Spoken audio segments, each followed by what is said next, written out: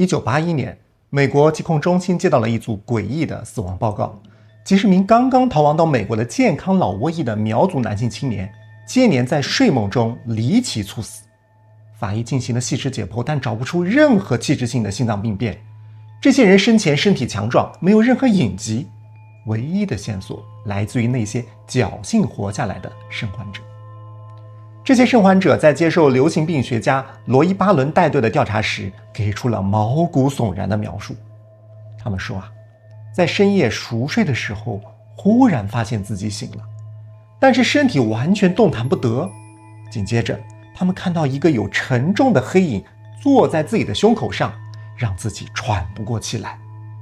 医学界后来给这种现象起了一个专有名词，叫猝死性夜间综合症。这则医学档案还成了后来著名的恐怖电影《猛鬼街》的剧本灵感来源。我们通常管这种半夜突然瘫痪、胸口压迫的现象叫做鬼压床。大多数时候我们遇到这种鬼压床，醒来就是起一身冷汗，包括主流的科普也会告诉我们，这不过是一种名为睡眠瘫痪症的微小的生理失调。但是1981年美国疾控中心的这一份档案证明，在深夜卧室当中遇到的恐怖景象，在特定的环境下足以致命。你说这是偶然吗？根据美国疾控中心后来公布的统计从1981到1988这几年，光是上报的东南亚难民夜间的离奇猝死就累积了上百例。为了理解这些苗族青年到底是怎么回事，我们需要先了解一下人类在遭遇鬼压床的时候，我们的身体到底发生了什么。我们人类在做梦的时候，大脑为了防止我们在梦境中手舞足蹈伤害自己，会非常聪明地切断对我们全身骨骼肌肉的控制。这个时候我们的身体是处于瘫痪状态的，而所谓的鬼压床就是你的意识在这个时候清醒了，但是你的身体能够控制的能力还没有恢复。所以这个时候如果你睁开眼睛，就会发现自己动弹不得，而我们大脑当中那个杏仁核又开始被强烈的激活。如果这个时候你又觉得好像胸口被压住了，就会非常恐慌。而人类在极度恐惧之下，我们的交感神经会被激活，我们的心跳加速，血液升高，想帮助我们逃跑。但是我们的肉体还是没有恢复控制所以一边是意识疯狂地下达求生指令，一边是完全瘫痪的身体四肢。就像开车一样，我们大脑的油门和刹车都同时踩到了底。而对于这些猝死的苗族青年来说，这种极端的神经冲突引发了他们的心室颤动，所以他们是死于自己内心投射出来的恐惧和挣扎。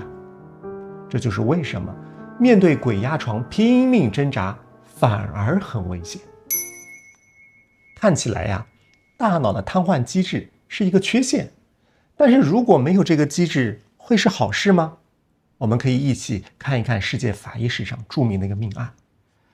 1987年，加拿大一名23岁的男子肯尼斯·帕克斯在沙发上睡着了，但那天晚上他大脑的肌肉瘫痪出现故障，他在进入深度梦境的时候身体的控制没有被切断，于是恐怖的一幕发生了。帕克斯在完全熟睡毫无意识的状态下起身，走出家门，上了车，在马路上狂飙了23公里，来到了他岳母的家中，并拿出一把轮胎起子和一把刀将岳母杀害。直到他在警察局满手是血的醒来时，他完全不知道自己刚刚到底做了什么。经过严密的脑电波和多导睡眠图测试神经学家向加拿大最高法院证实，帕克斯当时的脑电波完全处于深度无意识的梦境状态，他是在梦中无意识地做了这一切。最终法院判决帕克斯无罪。好吧，那好像还是瘫痪更安全。可是你说一个瘫痪产生的幻觉就能把大活人给吓死，是不是太夸张了？但实际上在生理学界，这早就不是什么秘密了。早在1942年，哈佛大学生理学家沃尔特·坎农就发表过一篇论文，专门研究人类历史上的巫毒死现象。坎农调查了世界各地原始部落当中那些被萨满或者巫师诅咒的人，他就发现被诅咒的部落成员身体往往非常健康，但是当他们深信不疑自己会遭遇可怕邪灵的时候会在几天甚至几个小时之内离奇死亡。坎农解剖之后发现致死的原因和我们上面所说的鬼压床的机制如出一辙。老挝裔青年事情发生之后的十几年，1992年，西班牙的心脏病理学家佩德罗·布鲁加达和约瑟普·布鲁加达兄弟在美国心脏病学会杂志上发表了一篇论文。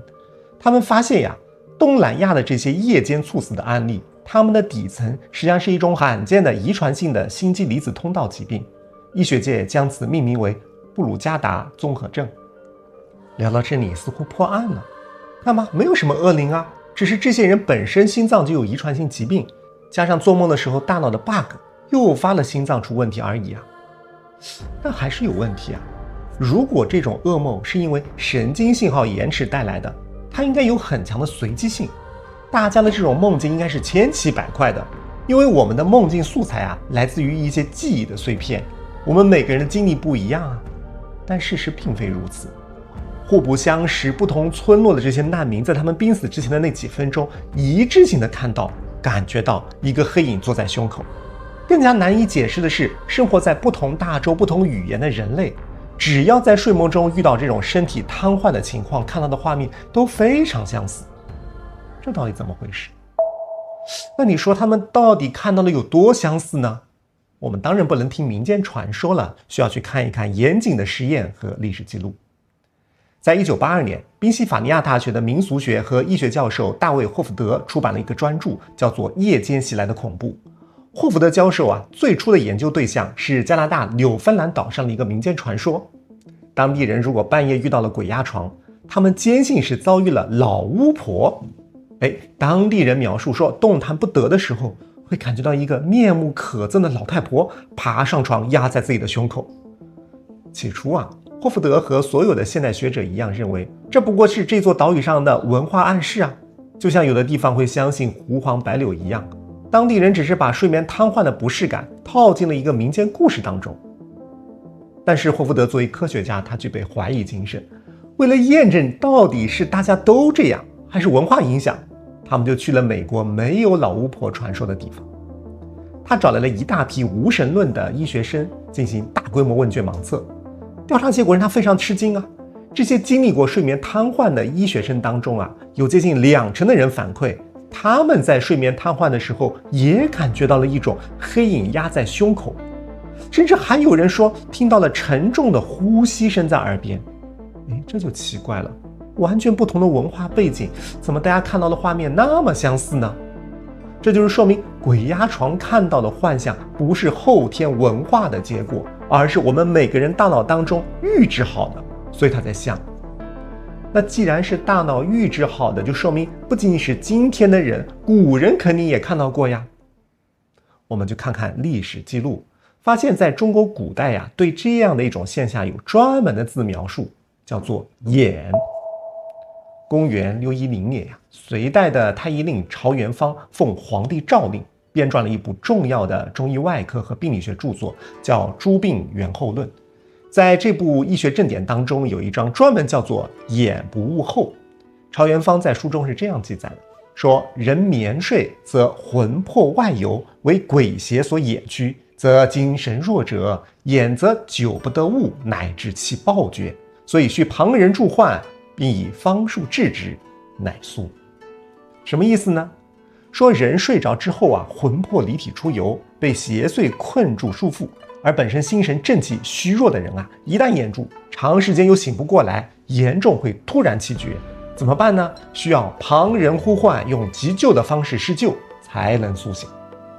好家伙，一模一样。特别是那句眼则久不得物，乃至其暴绝，说明在1400多年前的隋代中国的医学家就发现，如果一个人在极度恐慌的状态下长时间挣扎又醒不过来，会致人死命的。这就和美国疾控中心调查的苗族难民猝死案是不是形成了映照？甚至人类大脑自带的睡眠瘫痪的 bug， 在欧洲中世纪因为人们的无知，引发过一场持续了几百年的屠杀。1486年，欧洲出版了一本异端裁判手册，叫做《女巫之锤》。在随后的200-300年成千上万无辜的女性被绑上火刑柱烧死。之所以他们被定罪，核心的理由叫梦魔入侵。当时的宗教法庭记录了大量的口供，很多女性甚至本人在法庭上发誓说呀，深夜醒来的时候，我的身体被邪恶的力量困住，紧接着看到一个恶魔压在自己的身上。于是受害者向法官就报告说我被压住了恶魔在侵犯我。在那个不懂神经科学的年代，你说法官怎么判呢？证人言之凿凿，当事人深信不疑。于是宗教法庭就判定这些女人在深夜和恶魔签订了契约，判处获刑。不仅在中世纪的欧洲，就连生活在北极圈的因纽特人，他们的字典当中也有一个专门的词，指的是在冰屋睡觉的时候被一个没有脸的幽灵压住，无法动弹的恐惧感。东方用古文记录下了这种体验，而西方人选择将它画了下来。1781年，瑞士裔的英国画家亨利·富塞利创造了一幅传世名画，名字就叫《梦魇》。如果你去看这一幅画，你会发现它几乎是所有鬼压床经历者的心理写照。在画面的正中央，一名穿着白衣的女子无力地瘫软在床上，头向后仰着，身体呈现出一种无法动弹的姿势。她的胸口上蹲着一只面目狰狞、长着毛发的恶魔，看着画面外的我们。而画面的背景处，一匹眼睛发着诡异白光的猛犸从厚重的棉布当中探出头来，盯着床上的女人。太巧妙了！富塞利用画笔具象化了睡眠瘫痪的3大核心感受：身体的无力感、胸口的压迫感以及奇怪的被凝视的感觉。古往今来，穿越东西，大家看到的居然是一致的画面，到底怎么回事？那要揭开这个谜团，我们需要深入到神经科学的最前沿。接下来你会发现，深夜当中折磨你的噩梦，其实是一个你绝对意想不到的存在。先说结论，压在你胸口的黑影其实是你自己。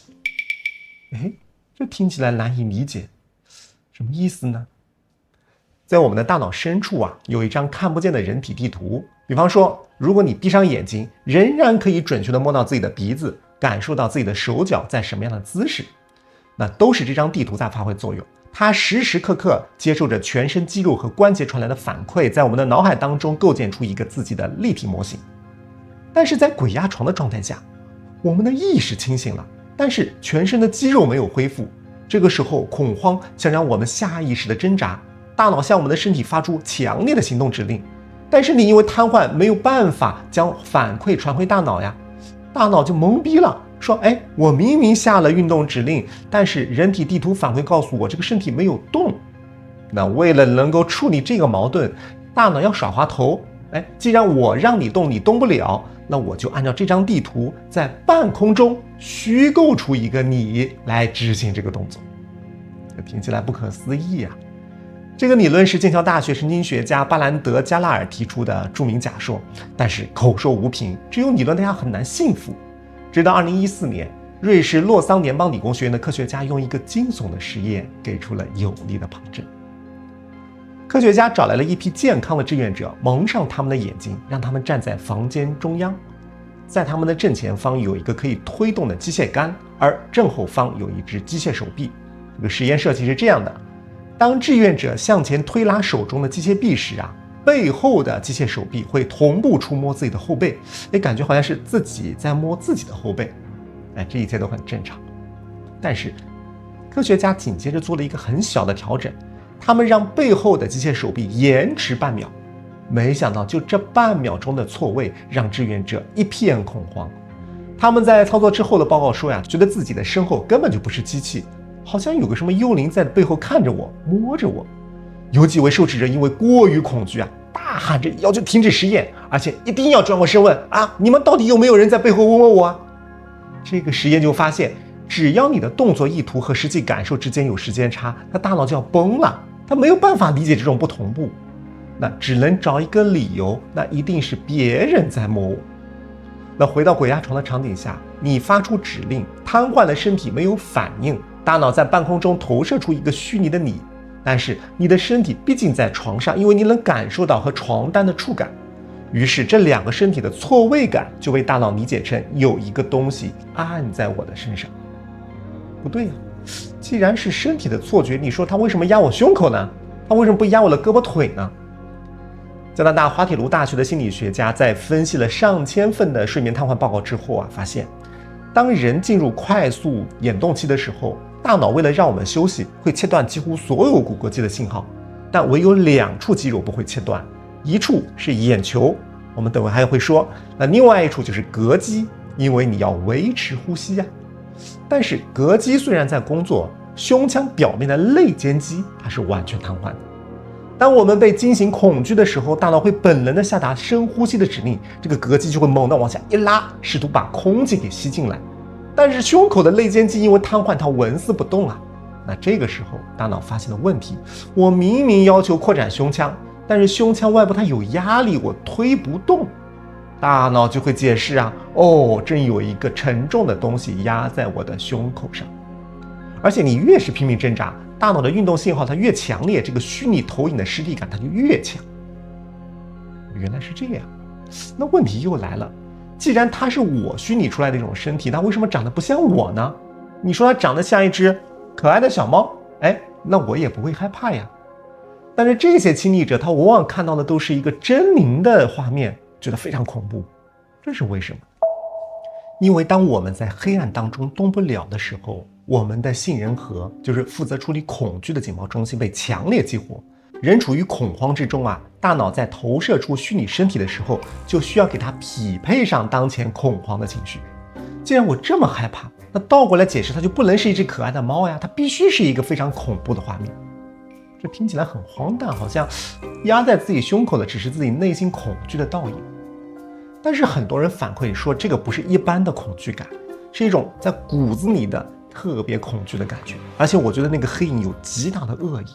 为什么这么恐怖呢？因为在远古时代，我们人类生活在危机四伏的丛林洞穴当中，每当夜晚降临，我们的视野受限，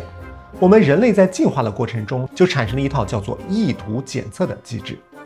这个机制的逻辑是这样的，如果在黑暗当中我们听到树林当中有沙沙沙的声音，你说它到底是潜伏的老虎还是一阵风吹过？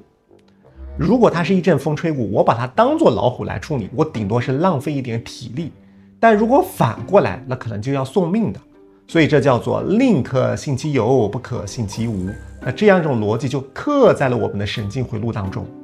所以在梦魇的场景之下大脑会提取出这种叫做纯粹恶意的东西。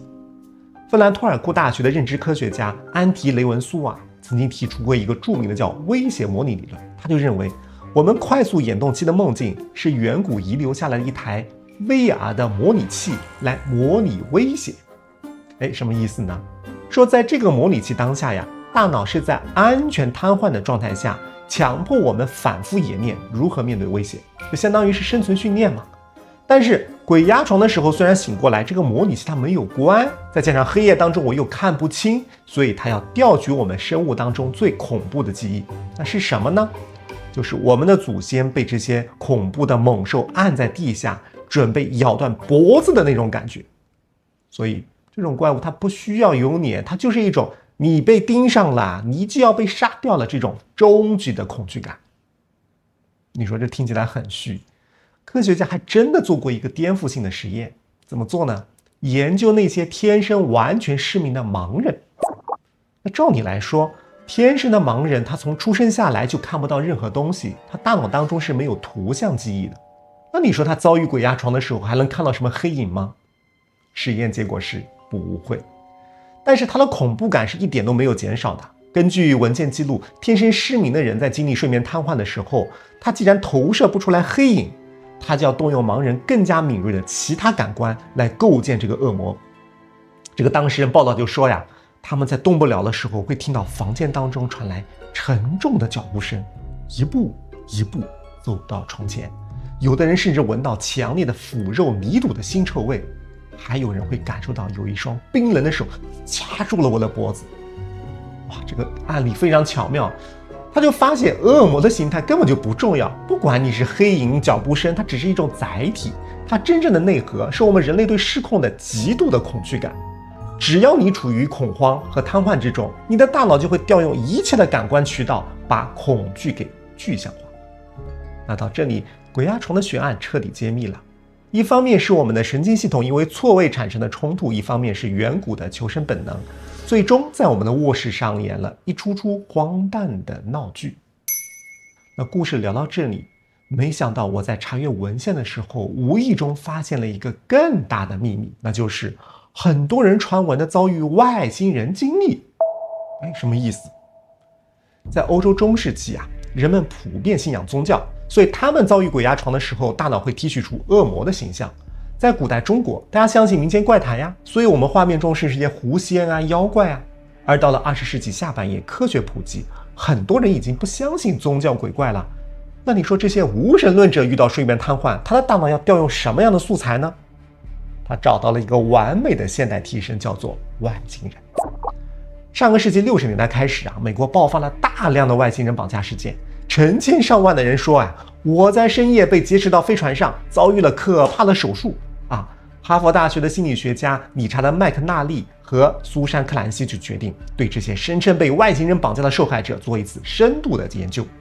这个研究结果一出来令人震惊。哈佛团队就发现，绝大多数外星人绑架的第一现场就是睡觉的卧室啊。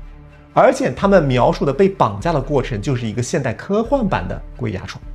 这些受害者报告的第一感觉往往是半夜醒来之后，身体被神秘的力量完全困住，动都动不了，这叫快速眼动期的肌肉瘫痪。紧接着他们看到房间当中有刺眼的闪光，有奇怪的嗡嗡声，这在睡眠科学中被称为入睡幻觉，是大脑的听觉和视觉中枢在半梦半醒之间的随机放电。而最关键的一步来了，他们感觉到有一群长着大眼睛、灰皮肤的矮小生物围着床边盯着自己。这就是我们前面提到的意图检测机制和虚拟身体投射呀。因为这些受害者平时看过一些科幻电影，大脑在恐慌当中就把充满恶意的虚拟投影给渲染成流行的外星小灰人。最后受害者会感到胸口剧痛感到自己轻飘飘浮了起来，被吸入了飞船。这在神经学上叫做前庭运动幻觉，就是当负责平衡感的前庭系统和我们的肌肉失去同步的时候，人会产生漂浮或者坠落感，这也是灵魂出窍的错觉。而胸口的压迫感被大脑合理化成了叫外星人正在对我做手术。哈佛大学的这项研究揭开了现代神话的伪装，所谓的深夜外星人绑架不过是穿上了科幻外衣的鬼压床。中世纪的欧洲人觉得有恶魔在胸口吸取精气，100多年前的纽芬兰岛的居民觉得是老巫婆压在身上，而现代的美国人觉得是外星人在做实验。剧本在不断的变化，但是人类在黑暗当中面对失控的恐惧感，几千年来没有变过。那你说，既然都是我的心魔作祟，那我下次再遇到这种情况怎么办呢？既然我们已经知道压在胸口所谓的鬼是我们大脑在瘫痪的状态下为了解释运动指令落空而捏造的虚拟化身，那么破解它的方式就3个字，叫不抗拒。那具体要怎么做呢？我们前面介绍了巴兰德·贾拉尔开发了一套专门针对频繁遇到鬼压床患者的干预手段，被称为 MR 疗法，叫冥想放松疗法。这套疗法的核心是让你留在那个状态当中，他会告诉患者如果下次你再遇到这样一种黑暗当中动不了的情况，看到一些恐怖的画面，你要做2件事情。第一呢，要给自己一个强烈的心理暗示，这只是我大脑短暂的延迟，那个黑影是我自己它非常安全，不可能伤害我。其次，要放弃一切活动身体的尝试，不需要强迫自己睁眼动手脚，而是把注意力回到自己的呼吸之上。当然，你也可以去想象一个平静的画面。那么临床实验的结果非常棒，仅仅通过这种认知介入和放松，原本备受折磨的患者再次遇到鬼压床时幻觉和恐惧感直线下降，而且会自然而然地重新进入深睡眠，最后平静地醒来。那如果说剑桥大学的这一套疗法是一个快速的急救包，那么几千年前的东方修行体系当中提出了一个非常高级的方法。在11世纪的时候西藏有一位女性修行者名叫玛吉拉尊，她创立了一门修行法门，叫做施身法，现在的话就叫喂养你的恶魔。什么意思呢？这个玛吉拉尊就教导弟子说，你在深夜的睡梦当中遇到恐怖的恶魔困住你的时候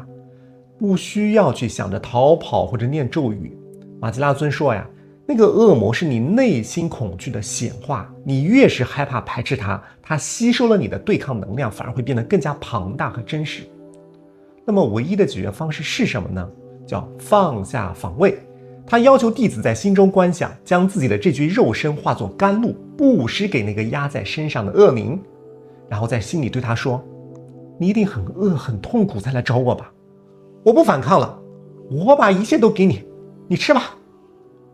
听起来不可思议啊，但在实践当中，修行者发现，当他们的内心放下防卫，接纳那个恐惧的对象，反而压迫的窒息感会瞬间消失。而且无论是藏传佛教还是道家的坐忘，他们还发现利用鬼压床其实是一个千载难逢的绝佳入定机会。斯坦福大学著名的清明梦研究先驱斯蒂芬·拉伯格曾经利用脑电波和眼动仪证明人是可以在梦境当中保持完全清醒的。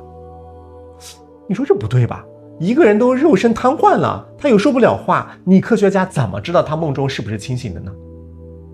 关键就是我们前面说过的眼球，这是睡眠瘫痪不会失去控制的器官二者之一。那拉伯格让科学家给自己接上脑电波和眼动仪，一旦监测到自己进入了深度睡眠的瘫痪状态，他会在梦中保持意识的清醒，然后有意识的控制自己的眼球，先左再右，再左再右重复2次。那么实验就成功了。多导睡眠图显示，当时拉伯格的大脑正处于深度瘫痪的快速眼动期，但是眼动仪上的指针画出了他们一开始约定好的就左右的波形。拉伯格成功打破了之前叫睡眠等于无意识的认知。基于这个发现，他提出了一个叫做清醒入梦法的技巧。那这个技巧的第一步就是要求练习者要主动保持身体不动，让身体进入瘫痪状态，同时还要保持意识清醒。那换句话说，普通人是被迫遭遇鬼压床，而这些探索意识的高手是故意制造鬼压床。通过这种方式来测试如果你觉得非常恐怖的话，你能不能保持如不动的觉知呢？如果你被恐怖感带着走，你会陷入噩梦，但如果你像一个旁观者一样静静地看着那个幻象，我不评判不挣扎，你会发现窒息感消失了。而一旦摆脱了恐惧，你会体验到一种前所未有的轻盈感。你可能会觉得我从床上飘了起来，进入到一个色彩斑斓的静谧的梦境当中。在这个梦境当中，你可以飞翔，可以穿墙，最重要的是可以和自己的潜意识进行深度的对话，这是一种非常奇特的体验。所以如果下次再遇到类似的情况，请记住我们今天分享的内容，放弃挣扎，放松身体，在心里面对着那个黑影平静地说，我知道你是我自己，谢谢你的提醒。当你臣服于这种失控，就是你获得自由的开始，因为凡所有相，皆是虚妄。最后我也想听听你们的经历，你们在那个动不了的夜晚当中看到的画面是什么样的呢？是不是和科学家们研究出来非常的相似呢？欢迎在评论区留下你的档案，看看大家都有什么精彩的经历。这里是牧羊奇谈，用理性破译命运，用灵性抵达自在。我们下期再见。